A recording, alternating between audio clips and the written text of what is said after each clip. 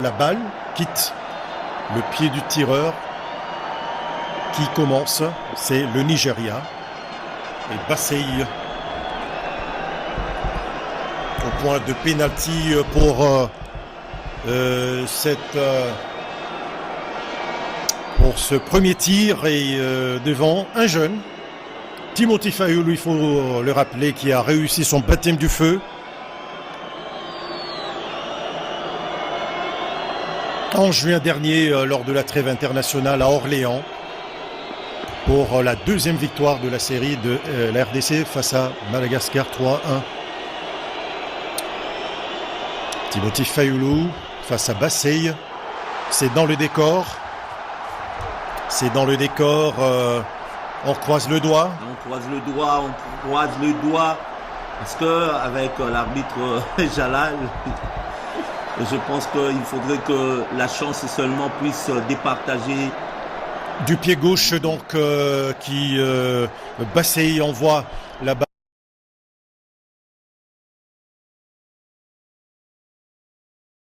balle dans le décor. Il avait un peu son corps très en arrière. Hein. Tout à fait. Et la prise d'élan n'était pas à même de lui permettre d'effectuer un bon tir. Et là, ce sera un droitier ou un gaucher. On va suivre. La position est un peu cachée. C'est Samuel Moutoussamy, un gaucher. Tout à fait. Oui, un gaucher qui avait réussi sa tentative face à l'Égypte. Ça ne rentre pas, il a échoué. Pas de concentration pour Sami Moutoussamy qui va aussi manquer sa tentative. Et la pluie qui s'est remis, qui s'est invité dans cette fête, donc 0-0, Sami Moutoussamy qui n'a pas réussi. Et c'est met en opposition de l'expérimenté Nwabali. Y avait-il pas de la place pour mettre cette balle à ras de sol? Tout à fait, il fallait jouer à ras de gazon et sûrement avec un boulet des canaux, il pouvait bien tromper le portier. Maintenant, c'est au tour de Timothy Fayulu.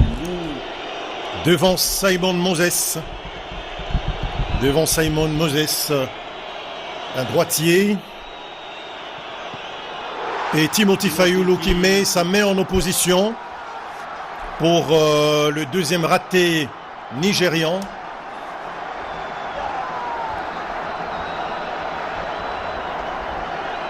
Il n'avait pas tort de le proposer, Timothy Fayulu, qui n'a pas mordu à la fin. En dehors de Robert Kidiaba, il y a également Mayala qui est, bien qu'il n'est pas dans les staffs régionaux. Aussitôt, l'ouverture pour transformer son tir et permettre à la RDC de faire la course devant.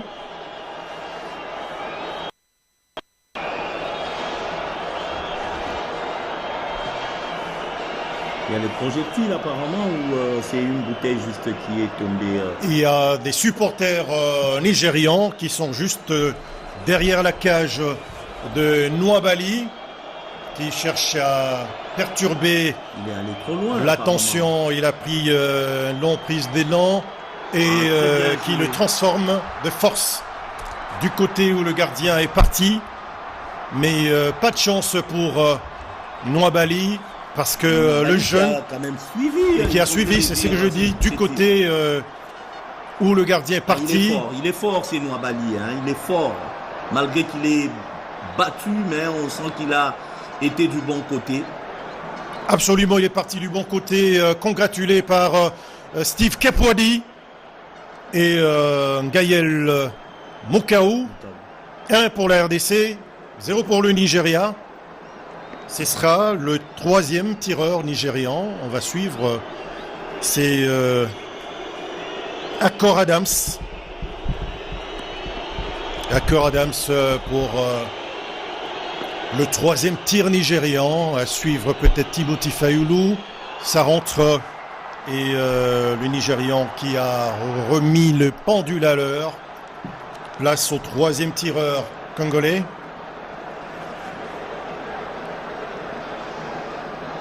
Peut-être une réaction tardive de Timothy Fayulu ou encore, bon, il a mis pratiquement à la Palenka, à la Palenka et puis sous la barre.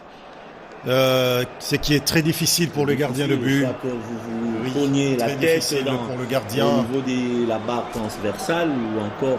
On va suivre le troisième tireur congolais. Touanzebe sûrement. Touanzebe, un défenseur. C'est souvent laborieux pour les défenseurs au tir au but. Touanzebe. Oh là là. Touanzebe qui rate. Touanzebe qui rate. Qui n'a pas choisi le bon côté. Cédric Bakambu qui s'étonne. Bon, enfin, c'est une soirée très très compliquée. Et cette pluie qui a peut-être compliqué. Il faut dire que ce n'était pas trop bien tiré, sincèrement. C'est pas très bien tiré. Ce n'était pas trop bien tiré. Est-ce qu'il y a eu la séance à l'entraînement? On commence à se poser la question.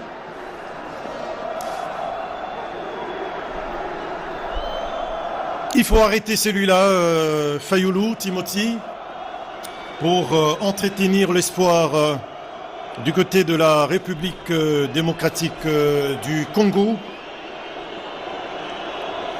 Très difficile, un autre nouvel entrant, Bruno. De forcer du pied gauche pour donner l'avantage aux Nigériens. La pression maintenant sur le quatrième tireur congolais. Il faut le marquer, il faut l'inscrire pour éviter parce que là, c'est pratiquement les Nigériens qui a l'avantage parce que ils ont commencé la séance. Oui. Beaucoup de courage pour le prochain tireur congolais. Beaucoup de courage pour le prochain tireur congolais, c'est Fiston Maël Kalala. Va-t-il redonner qui a pris l'élan, Fiston Maël Kalala pour le coup de pied arrêté, contre-pied parfait pour Fiston Kalala Maël qui a pris le gardien en opposition, à contre-pied.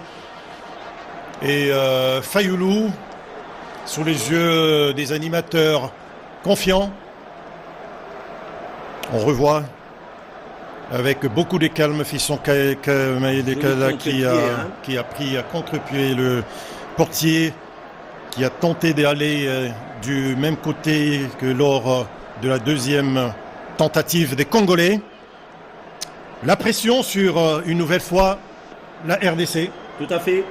Avec un arrêt de Timothy Fayoulou, ça pourrait baisser la tension sur les derniers tireurs de la RDC. Et donc, Timothy Fayoulou a pratiquement toute la responsabilité. Et Djoukou, oh là là, ça rentre, mais le projectile, est-ce que ça n'a pas perturbé le portier? Est-ce que ce ne serait pas un pénalty à refaire, à retirer? Il y a eu le projectile avant la balle. Est-ce que le gardien de but n'a pas été perturbé? Regardez-moi ça. Pris à contre-pied. Le projectile est venu au moment où le gardien était concentré sur le tireur. Franchement, il y a un tas de questions à poser franchement à certains de nos arbitres. Aujourd'hui, nous avons un ancien arbitre congolais qui a pris les commandes au niveau africain en ce qui concerne ces zones à noir.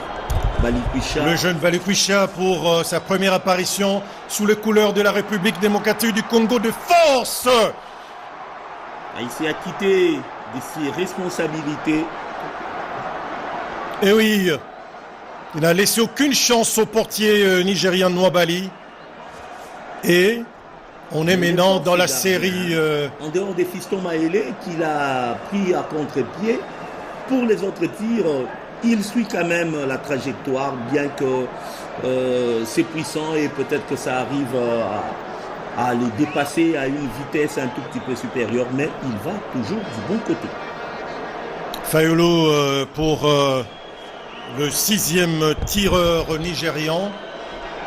C'est le défenseur central, c'est ça?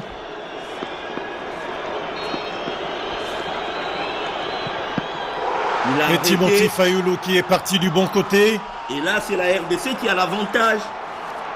Marcelin, il s'agit de marquer et la RDC va devoir jouer les demi-finales intercontinentaux, je pense. Intercontinental. Absolument. Absolument. La pression maintenant sur le prochain tireur congolais. Et là, on va devoir... Le réalisateur a braqué les deux côtés, les Nigérians qui sont un tout petit peu déçus et les Congolais qui sont en train de juger. Il est imperturbable, ces garçons. Il est imperturbable. Oh là là, qu'est-ce qu'il nous a fait, Timothy Fayulu? On jubile peut-être très tôt du côté congolais. On va attendre. On va attendre. Après ces ratés de Semi Agile. Chancel Mbemba Mangulu. Va-t-il nous refaire le scénario de l'Égypte? Chancel Mbemba Mangulu. Centre! La RDC est passée pour le tour suivant. Chancel Mbemba Mangulu déjà, qui a donné la victoire à la République démocratique du Congo en demi-finale des barrages, vient d'envoyer la République démocratique du Congo au barrage intercontinental. RDC 4, Nigeria 3. Victoire au tir au but après que la RDC est égalisée. Fanfan Bitangilai, c'est une manière de finir le week-end. La RDC poursuit son chemin pour la qualif à la prochaine Coupe du Monde de la FIFA, États-Unis, Canada, Mexique 2026. Ce n'est pas volé, mais c'est totalement mérité pour les Congolais qui ont outrageusement dominé la partie Fanfan Bitangilai. Il y a de l'émotion dans regard. Robert Kidiaba, qui est chargé des gardiens, avait raison de faire ces remplacements. Et là, Roger Itoto au côté. Très émotionné. Roger Itoto qui est déjà de l'aventure en 1998. Tout à fait. Troisième avec la République démocratique du Congo. Sous ce regard. Également, les Mayala, les Tokala. Lorsque je parlais des Mayala, il est dans intendant aujourd'hui de l'équipe. Sûrement que lui aussi parle avec ses joueurs pour Osimhen qui remercie, qui apparemment encourage ses coéquipiers. Ils ont eu le mérite d'avoir fait le déplacement du Maroc, de la capitale marocaine, Fanfan Bitangilai. Ces nombreux animateurs qui ont redonné de l'énergie, de l'ambiance et du patriotisme, qui ont transmis le patriotisme à leurs compatriotes sur la pelouse. 4